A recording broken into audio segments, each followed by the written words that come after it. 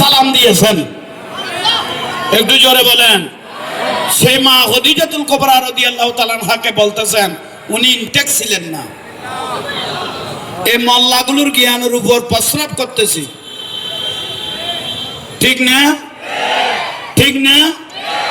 আল্লাহর রসুলকে ওয়ালিদ ইবনে মুগীরা আমার রসুলকে পাগল ডেকেছেন, ওয়ালিদ ইবনে মুগীরা আমার রসুলকে পাগল ডেকেছেন। আল্লাহ বলে আমার হাবিব কিছু বলবে না, আমি বলতে হবে। 10টা আল্লাহ বড় বড় ওয়ালিদ ইবনে মুগীরাকে কথা বলেছেন, গালি দিয়েছেন, 10টা গালি। ও যারা ছিল মুনাফিক ছিল, লুচ্চা ছিল, জেনাগর ছিল, এরকম দিতে দিতে শেষ কথাটা যে আল্লাহ বলে দিলেন 10টার পরে 10টাই ট্যাপ, 10 নম্বরটা উতুল্লিম বাদা জালিকা জনিন। যে ব্যক্তি আল্লাহ রসুলকে পাগল বলেছে তার জন্মের মধ্যে সমস্যা আছে। বলেছেন কে? আরো আওয়াজ করেন। আল্লাহ বলেছেন যে ব্যক্তি রসুলের শানে বিয়াদবি করবে, আল্লাহ রসুলকে পাগল বলবে, আল্লাহ রসুলের ইজ্জতের শানে বিয়াদবি করবে, ইয়াগানাতুর রসুল কুফরুন, সে কাফের হয়ে গেছে, ঠিক না?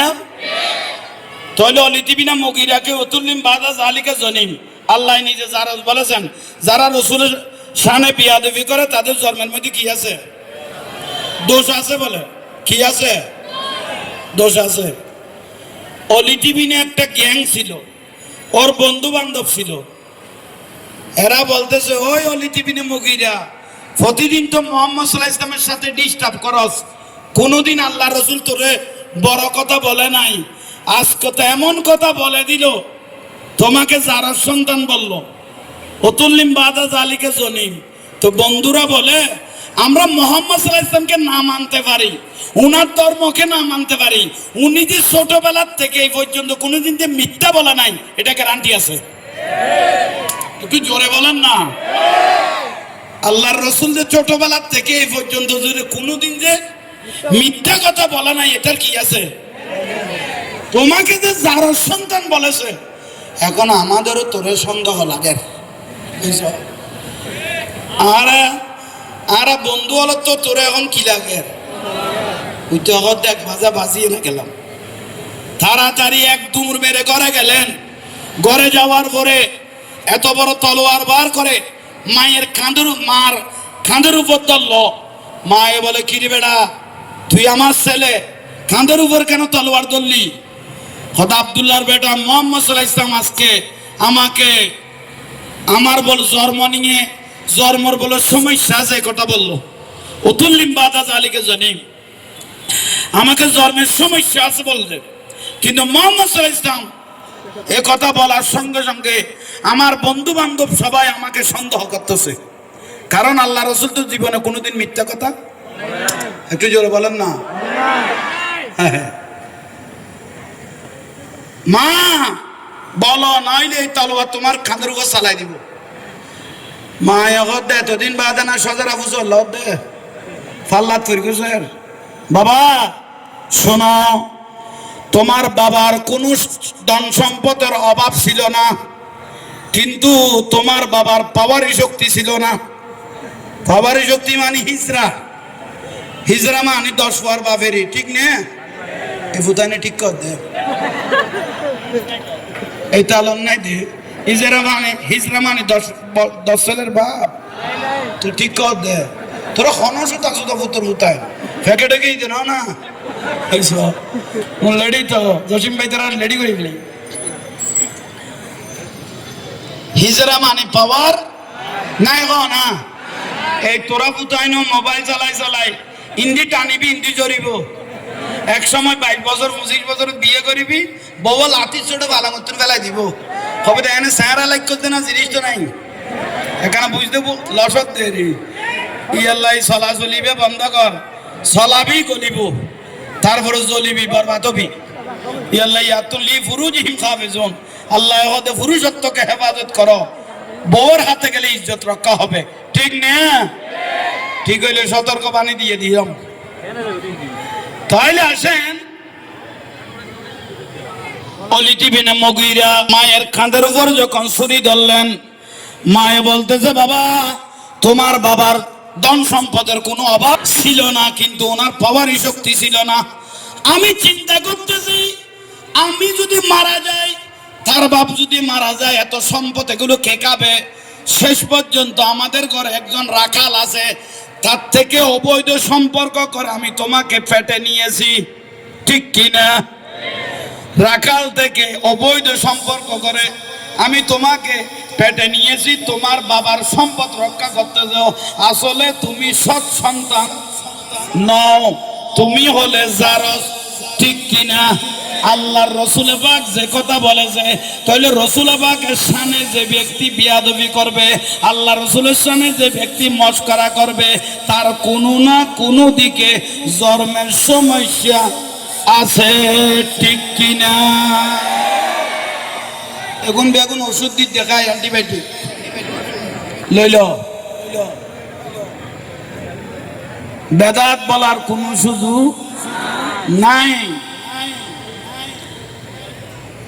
আলে গাদি সালাফি ওয়াবি খারজি রাবিজি শিয়া মুতাজিলা হজাইয়া গজাইয়া বেগুন জাহান্নামে, উগ্র জান্নাতি বলার কোন সুযোগ নাই।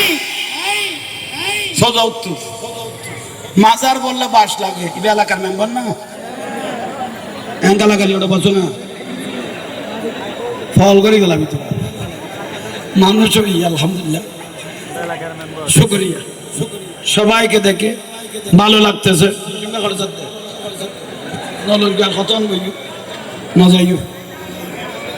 বুঝো তাইয়েন না? আল্লাহ সবাইকে বুঝার তৌফিক দাও, আমিন বলেন, আরো জোরে বলেন। তাইলে আসেন, আমাদের জুলুসকেও বিশেষ করে ভারতের নরেন্দ্র মোদীও স্বাগত জানিয়েছেন। মিলাদুন নবীকে ভারতের নরেন্দ্র মোদীও কি জানিয়েছেন? আল্লাহ যে কোনো একদিন আল্লাহ যেন ওনার কপালে ঈমান নসিব করে, ঠিক না? অন্য ধর্মের মানুষ মিলাদুন নবীকে স্বাগত জানাইতে লাগলো, কিন্তু আমাদের বড় মোল্লা, অনেক মোল্লাদের বদনসিব, ওরা আল্লাহ রসুলকে পেও শান্তি পেল না, ঠিক না? লজ্জা লাগে। এ বাবা যে চলাইতেছে ইকু বন্ধ করে দাও, ডবল আওয়াজ এটা। তাইলে আছেন ভাইয়েরা, মুরব্বীরা, দয়াল নবীর আগমন, গভীর মনোযোগ। আসমান, জমিন, লৌহ, কলাম, চাঁদ, সূর্য, জান্নাত, জাহান্নাম কিছু আল্লাহ সৃষ্টি করে নাই। উলহু আল্লাহু আহাদ, আল্লাহ এক। ইয়াসআলুহু মান ফিস সামাওয়াতি ওয়াল আরদ কুল্লা ইয়াউমিন হুয়া ফি শান। আল্লাহ আল্লাহর জায়গার মধ্যে অবস্থান করতেছেন, আল্লাহ একলা, কেউ নাই। শেষ পর্যায়ে আল্লাহ সুবহানাহু ওয়া তাআলা কি করলেন দেখেন, আল্লাহ বলে এইভাবে একলা বসে থাকবো, একটা মাহবুব আমি তৈরি করব, বন্ধু। আল্লাহ হলো নূর, আল্লাহ, আল্লাহু নূরুস সামাওয়াতি ওয়াল আরদ, আল্লাহ নূর। আল্লাহ নূরের খজিনাত থেকে এক টুকরা নূর মোবারক বের করলেন, সুবহানাল্লাহ বলি। আল্লাহ এক টুকরা নূর বের হলেন, বের করার পরে এটা আল্লাহ সুবহানাহু ওয়া তাআলার কুদরতের হাত মোবারকে নিলেন। এই নূরের মধ্যে আকলও ছিল, দুইটা চোখও ছিল, কানও ছিল নূর এটার মধ্যে। উচ্চস্বরে বলি সুবহানাল্লাহ। নূর যেটা আল্লাহর কুদরত থেকে নিলেন, এটার মধ্যে দুইটা কানও ছিল, চোখও ছিল, আকলও ছিল। আকল থাকলে মানুষ সবকিছু বিচার করতে পারে, বুঝতে পারে। আল্লাহর কুদরতের হাত মোবারক থেকে বলতেছে, আউয়ালু মা খালাকাল্লাহু নূরি।